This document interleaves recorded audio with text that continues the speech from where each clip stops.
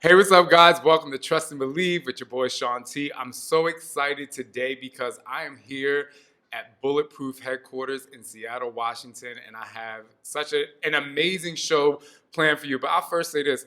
My man Matthew over here told me this is going to be the best show ever. So I hope you guys are in for a ride. The reason why I'm here is not only because I drink Bulletproof, but the last time I was here, I was having a great conversation with Alex, and she'll introduce herself in a moment about the ingredients that goes inside our food. And while we will talk more about Bulletproof and why Bulletproof is so healthy for you, something that's really important is what are you eating outside of Bulletproof, in the boxes, in your snacks. And so I'll let her tell you why she knows this really well.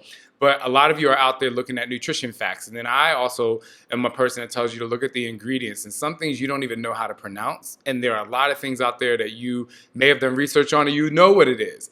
But instead of just looking at the nutrition facts label today, we're going to dive deep within.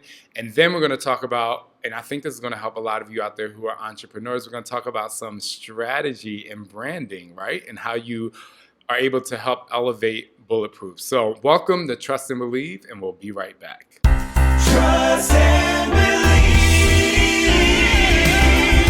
Trust and believe.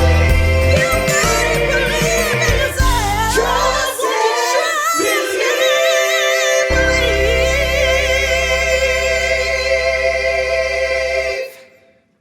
Hey, what's up, guys? Welcome back to Trust and Believe. So before we get started, I actually want to introduce you, or have my lovely people here introduce you to themselves. Let's start over here. Hello, my name is Alex Harvey. I am a food scientist here at Bulletproof, and I have been in the industry for about 5 years as a food scientist. I've been at a few different large consumer packaged good companies. I've also been on the supplier side for some really big brands that you probably know very well. On the team here at Bulletproof, I've touched our coffee, our ghee products, our collagen protein, as well as anything new that kind of comes across the plate every day. Next up, we have... Hi, I'm Matthew David. I've been in the industry for about 10 years. I went to a very specific food and consumer packaged goods marketing program, so knew what I wanted to do. I was a retail sales rep for a large pharmaceutical company, moved into category management at their headquarters, and then for the past 4 years or so, I've been at Bulletproof. I started on our supplements business. The last 6 months, I've transitioned over to our ready-to-drink business. So. You're next. Hello, my name is Tara Staten, and I've been with Bulletproof for about 3.5 years, and I've been working in the food and CPG industry for about 10 years. I actually started my career as a microbiologist and transitioned over to brand management, and I just really love that Bulletproof has better for you options compared to the rest of the industry. Yeah, well, welcome and thank you guys so much. I want to dive right in. You talked about really being involved in other brands and being a food scientist. First thing I want to ask you is what was your most amazing experience about being a food scientist so far? I think what's so cool is like you get this concept from your brand team or marketing. They're called many things depending on where you work, and bringing that to life, because at the beginning of a project it can kind of seem like a magical unicorn, but what people don't think about is you can make anything in your kitchen, but bringing that to life on a larger scale and mass producing it, and then when you finally get to the grocery store and you see something on a shelf, it's a really, really rewarding feeling. Whether that be in the refrigerator section or even social media, you see someone posting about your product and how they love it. It could have been anything from like a children's product to an adult product like we're working on here at Bulletproof, but that's just a really rewarding feeling. Well, let's talk about the shelf. I think we should dive right into the shelf. And everyone here obviously knows how to get a product to the shelf, or at least knows how to brand a product on the shelf. So the shelf. A lot of people are walking into these grocery stores and they see different, keywords on packages. Fat-free, gluten-free, sugar-free, grain-free, non-GMO. They see all of these packages, and companies actually promote them as, when you see that, you think it's the most healthiest thing to eat, and you can put it in your body because it's this. As a food scientist, can you tell us what should we really look out for outside of just those keywords on the package? Yeah, I think that's really dangerous. Like, I think a lot of people, and myself included, before I really started to get my hands dirty in this industry, would go to Whole Foods and just assume because it's at Whole Foods it's healthy, and I don't necessarily think that's true at all. And like, there's a lot of misconceptions about GMOs, for example. Like, what people don't know is without those, in 50 years, which is not far away, we might not be able to feed the world. So I think the more things you want to look for are those specific ingredients on the back of the box, rather than those golden stickers on something where it's kind of deceiving that translates to healthy. All of those claims you stated. I think you want to look at, depending on what you want in your diet, you want to look for the sugar content, the protein content, the fat content, because if you're living a bulletproof lifestyle, you're going to want that high protein, high fat, and you're going to want no sugar in there. Those specific ingredients and educating yourself on like what those ingredients are going to help you a lot more than a GMO-free statement or an organic label. Cool. So we're going to get into specifics later. Yeah. But Matthew, as someone who's a part of branding, give me like little tricks and tips that people do. Have you worked in the grocery industry before, I should say? Okay, cool. Yeah, so I started my career at a really popular mass retailer. So I wanted to get, boots on the ground idea of how it happens at the store level, because we can have all the best plans in the world for how we're going to launch our product. But if it falls apart when you get into the retailer, then it's all for naught. So I have kids now, right? And they're only one of them looks like he's 5, but they're small. And you realize that there are a lot of things down there that they can actually see, right? And you're just like, I never really paid much attention to it before. I did see a TV show a while ago that kind of hinted to it, but now I was taking my kids through and they just started grabbing something. And I'm like, I didn't even see that there. Like, I had no idea that was there. So what are the tricks that they use for adults? Like, what is at the eye level? Do you know the actual height? So I'm 6'1". So the average height of a person, maybe 5 feet to 6 feet, right? So at what eye level are people trying to attack you at in those grocery stores? Yeah, so I mean, you call out your kids and how they see things differently in an aisle than you do, and that's strategic, right? If they're trying to market to the kids and get the kids to get the parent to purchase it, they're going to put it at a lower, 2.5, 3 foot level where the kids are going to see it. So when you're selling to adults, there's a lot of things you take into account. You take into account traffic flow, so how are they walking the store?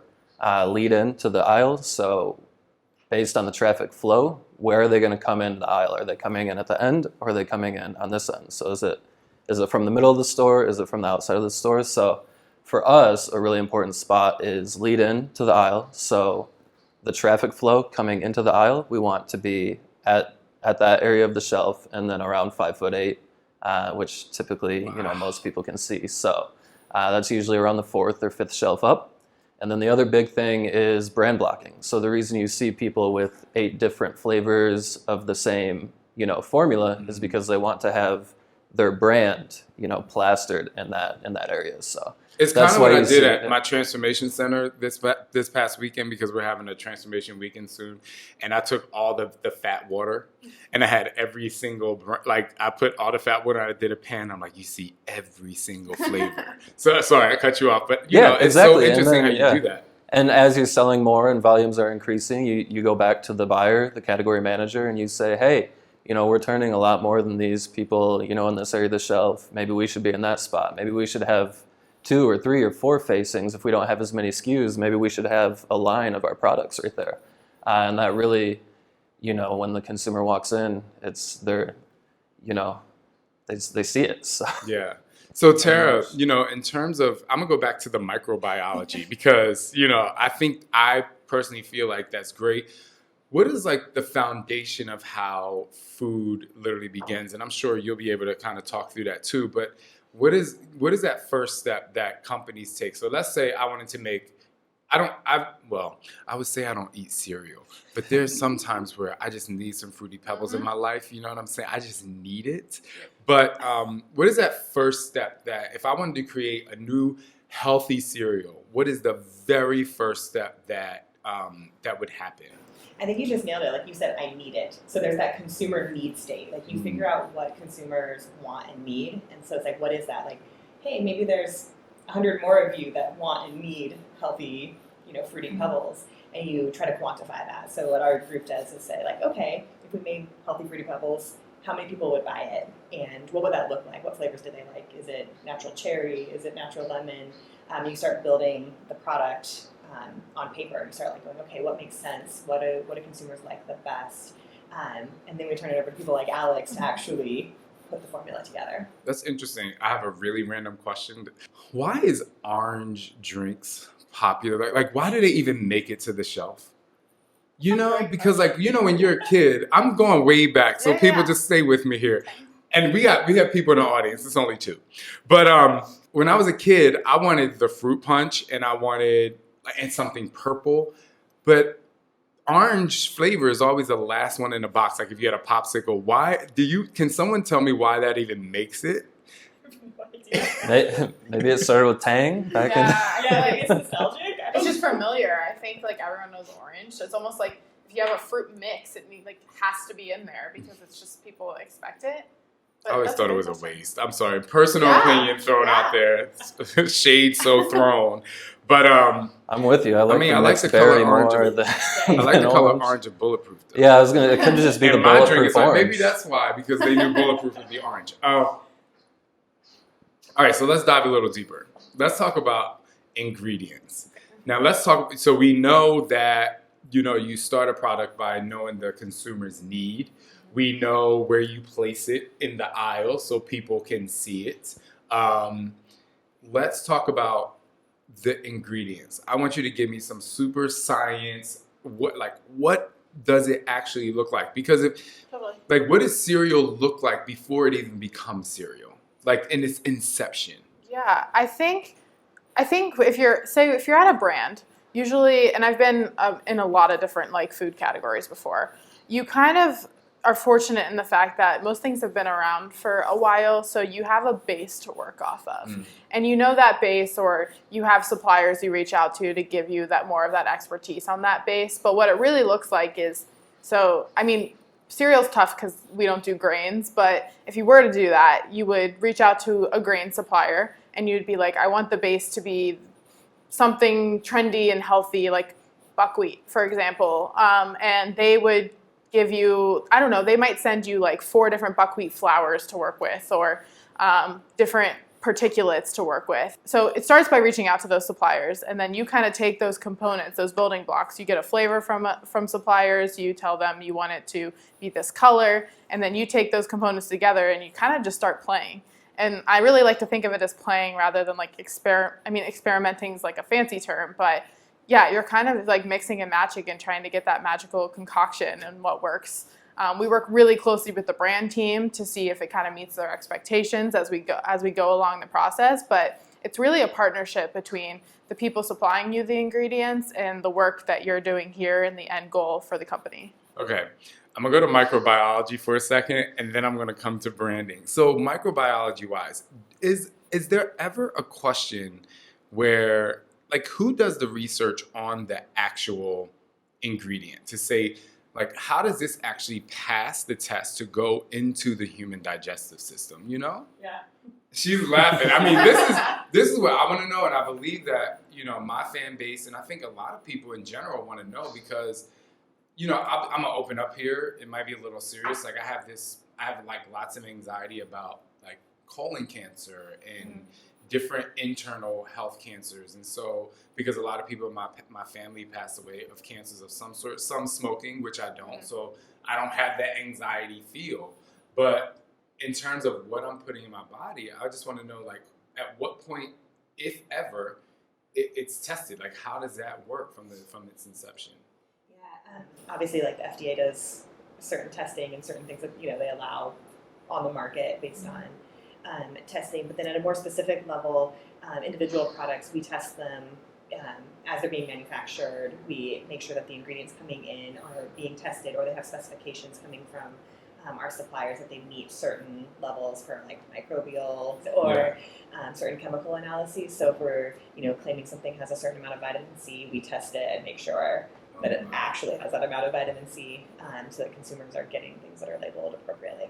Interesting. I think in terms of Bulletproof, in the spirit of you only better, our founder, Dave Asprey, is still so in tune and in touch with this process. We don't even get to the point of, communicating or signing any documents with a supplier until we've dissected Right. their specifications for those ingredients front to back and know them like the back of our hands. That's not me doing that. That's the R&D team doing that. I think what makes us like unique too, other than from places that I've been before, is that we really do our own due diligence to test things, whether it be an ingredient or a finished product. We don't just rely on what someone mixed together and told us on their, that we get a technical data sheet that has like the nutritionals, the ingredient statement, and we don't just rely on that. We then take the product that has been sent to us and then send it out for additional testing for labs we partner with and trust to make sure that what they're saying is true. And rather using the report that the supplier gave us, we use the report that we get from our labs of testing that product. But the bigger question, I think, which is so great that you do that here at Bulletproof, I think the next question is, how many times do you see flaws in the original, like what they said was originally in that? Like, do you ever catch, I don't want to say that people are lying, but does your results ever come back, oh, that actually wasn't what they said was in there? I would say there's slight variances. I would never say there's something alarming. I think we choose our partners very carefully, and we have really, really good, trustworthy suppliers. We would never pick someone that wasn't a reliable source or well-known in the industry. So you can rely on them. I would say there's slight variances in maybe like the protein content or like the micro levels, but never anything that would be like, we are not okay to use this. It's another question I have. I have a friend who does on Instagram stories. Her name is Dr. Lauren Fitzgerald. You should follow her. She's funny and she's like gives zero about anything.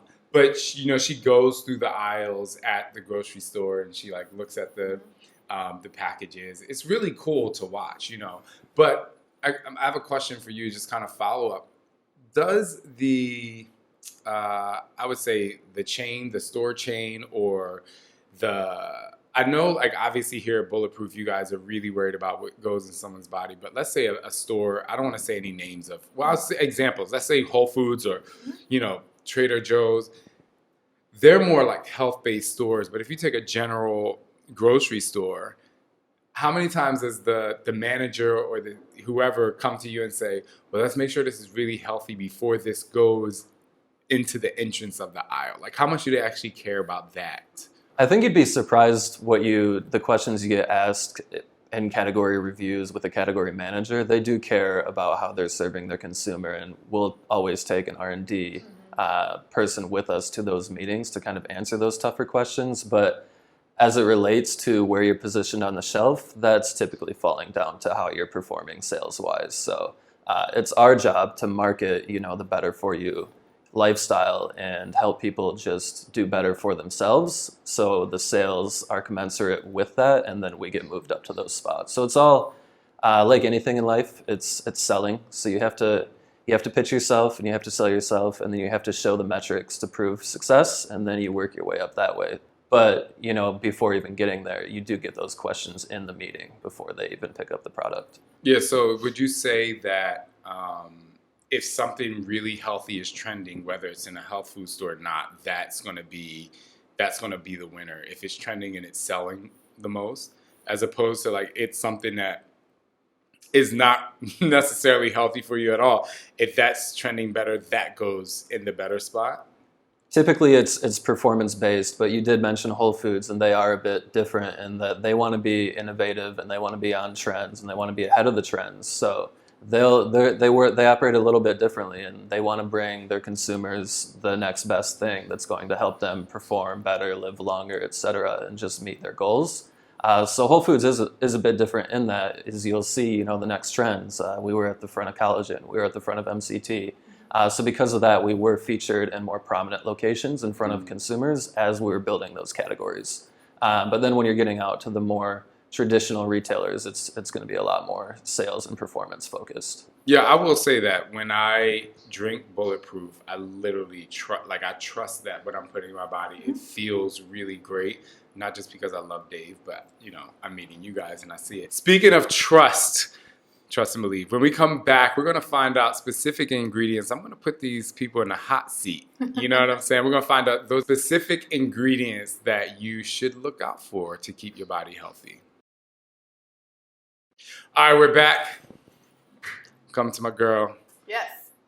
what am I looking at on the back of a box? And if I see it, you're like, don't even pick up the box. I think the biggest no-no, which I think is actually probably pretty well known now, maybe in the last few years, are dyes, like red dyes, blue dyes, those artificial colors. Those are some of the worst things I think that you hardly see anywhere anymore. Maybe in like I don't know, like a gummies box or something, you'll still see it. But those are really, really not great things to probably be putting into your body. That's great. I think that's very to the point. What about artificial flavors? Because, I love sparkling water. I have different sparkling waters that I like, but there's one that I like and it tastes good. I was actually drinking it and I was just like, if it says artificial, I'm like, I just have a hard time buying another package. I'm like, I bought this, so I'll finish it.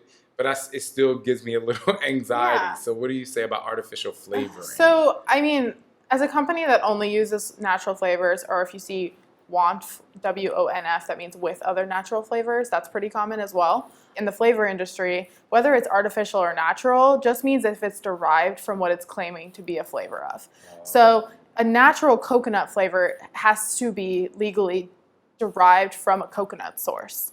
An artificial one is but regardless, they're all chemical compounds. But an artificial one, they took other chemical compounds to create a coconut flavor. So that's really the difference. You're still getting not necessarily bad chemicals, but they're all chemical compounds. And if you think about it, a coconut itself, I don't know what those are specifically, but it is made up of chemical compounds. And they break down, like you can break apart what those are, and that's what flavorists do. But where do they get them from? Because if it's not coming from a coconut, for me, I'm going to put her in the hot seat now. Totally. Because if it's not coming from the actual coconut, then where is it coming from? Could be from a strawberry, could be from... So it's not just conjured up in a test tube somewhere? I mean, generally they'll like derive them down from something. They don't just like poof two chemicals together usually. So yeah, it could be from a strawberry. It could be from a strawberry and an apple combined, or something else. Have you ever done it? Have you ever done that yourself? Have you ever done that? I've seen it. So Okay. I have spent some time at some flavor houses, and they have some... Why didn't you ask me? Have you? No. You want me to ask you? Well, I'll come to you next, mister. I highly recommend. I don't know if you could ever get hooked up with a flavor house, but going to a flavor house and seeing them do something firsthand is some of the coolest science I've ever seen done. The technology they have these machines where they'll put in an end product. They'll put in a basil leaf, and they have a way of extracting out every single chemical compound that makes up the complex flavor that is basil. The aroma, the flavor, everything about it. And so that's how they do it. It's a crazy technical science. They have crazy expensive equipment of how they do that. But it's really like an extraction of those components that make up that ingredient. And I've seen it done with some of the most random anything you can think of in the food and beverage world. And there's some really cool technology out there. And then they extract those components. And again, they can use those components to create other things. Because you wouldn't believe what's naturally occurring in strawberry. The word chemical isn't always a bad thing. Yeah, I think that's where the fear comes from. Yeah. I think maybe for a lot of people because, we see, you see the ingredients, and then a lot of times if you can't pronounce the name of that particular ingredient, you're like, what kind of chemical is it? Where does it come from? Yeah. Anything that has acid after it.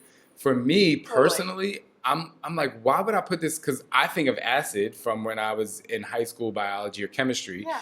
And I think acid, you put something on something and it disintegrates. I'm like, is this happening to my stomach? Yeah, not at all. I mean, you take any fruit, like an orange, a grape, your citrus fruits, those all have citric acid in them. So if you have a naturally flavored beverage that's a grapefruit flavor, it's going to have citric acid in there because you're not going to be able to get that grapefruit component without adding acid. You can't get it just from a flavor.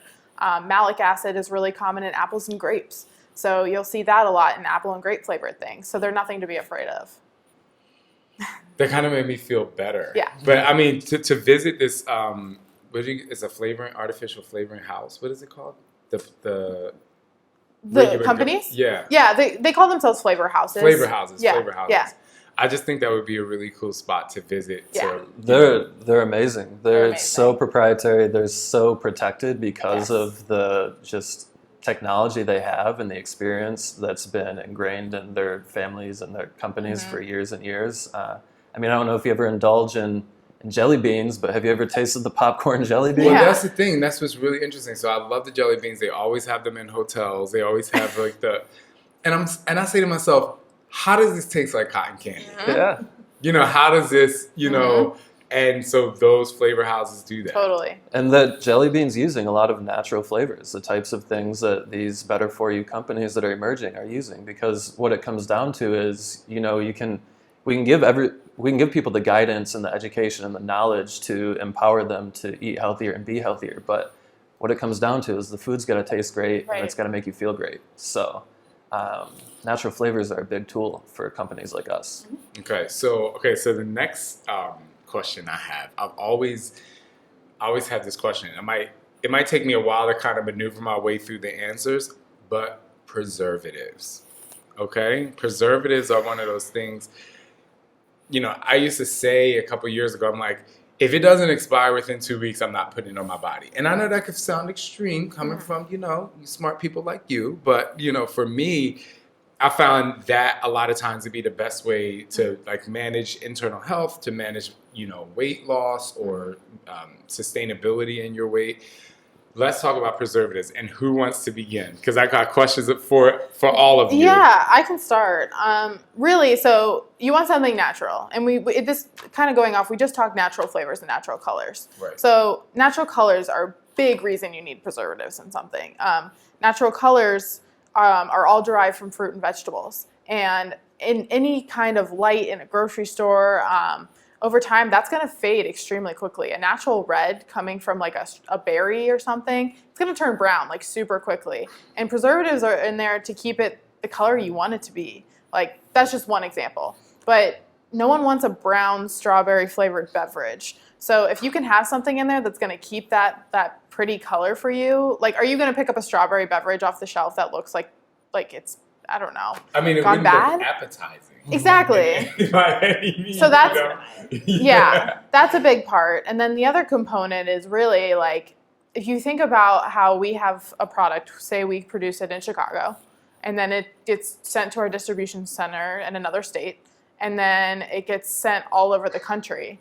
Realistically, that timeline can be anywhere from like 2 weeks to a month. I don't know, you guys might know that a little bit better, but you would never be able to sell a consumer packaged good and have any kind of decent, like, you wouldn't be able to make money off of it. You wouldn't have anyone buy it in time. By the time something hits a shelf, you need it to at least last a month past that point, or it's never gonna make it. So you know how you were saying if something like for flavors, right?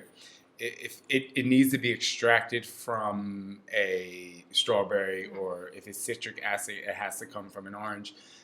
So where does the preservative come from? Like what is that chemical? We're not afraid of chemicals, people, but where does that chemical come from? Because so now I feel comfortable saying, okay, if this is natural flavor, I know it came from a watermelon or whatever the color is or whatever, or that taste, but what about preservatives? Preservatives don't have to come from the things. Rosemary extract is a really common preservative.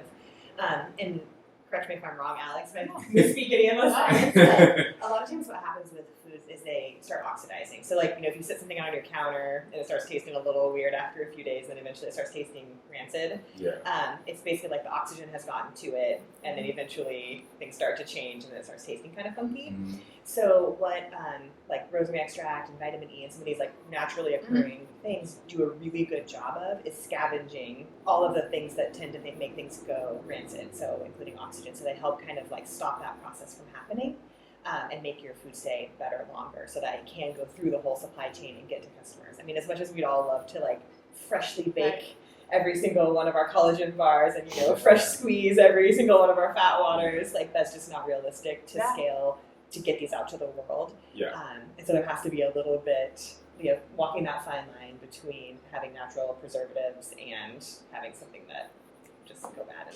Yeah, I mean, for me, it makes me feel better, obviously, because I want to debunk the theory that it's bad. But I mean, it's scary. And I think that when people are, when they're really focused on their health, or they really want to lose weight, and there's so much information out about there. I mean, there's people that can rebut everything we're saying, but like hearing it firsthand at least helps me, and I know it helps the people that are listening or watching.